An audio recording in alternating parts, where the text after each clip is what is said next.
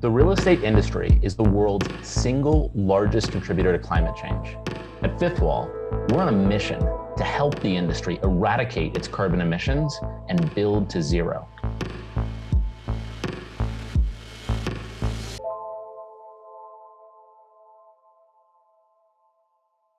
Like, what is the definition of a tiny home? Like, how do you explain it to people when you're first introducing the concept to them? I mean, a tiny home essentially is a home that's fully functioning. So bathroom, kitchen, everything you'd expect in a larger home that's built to similar standards, only under 400 square feet. So that could be on a foundation. It could be on wheels. There are other versions of tiny homes that people call tiny homes, which are essentially just kind of converted tough sheds. But in my definition, that doesn't really qualify because it's not like a fully functioning home. Got it. So is 400 square feet. That's the hard line definition of what constitutes a tiny home. Well, you gotta make a definition at some point. You got to draw the line somewhere. So, back in 2016, I was part of a crew of people that went to the IRC, which is the people that write the building codes, and successfully articulated for the need for inclusion of exemptions for homes that are built under 400 square feet. So that's kind of the first time that somebody like put it down on paper. This is what a tiny home is. And we've kind of gone with it ever since. Well, let's say I am interested in having a tiny home in the city of Los Angeles, and I go and I acquire,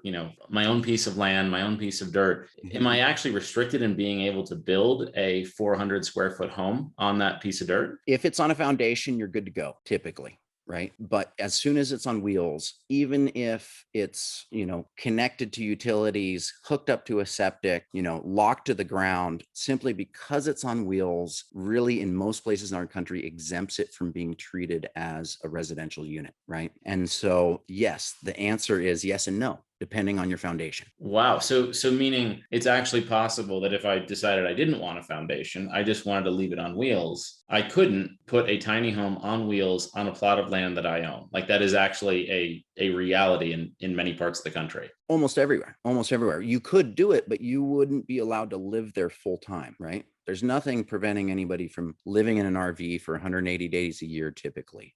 Some places have it down to 30 days in cities and whatnot. But getting that exemption and allowing it to be, used for 360 days is really the battle that I'm on. What advice would you give to someone who would like to build their own tiny home?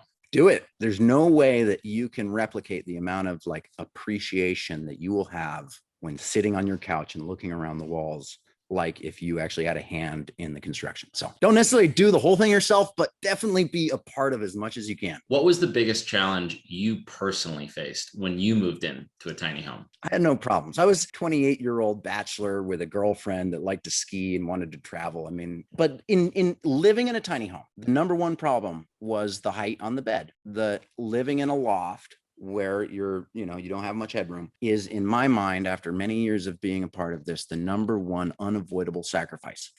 So what is the coolest amenity that you've seen in a tiny home?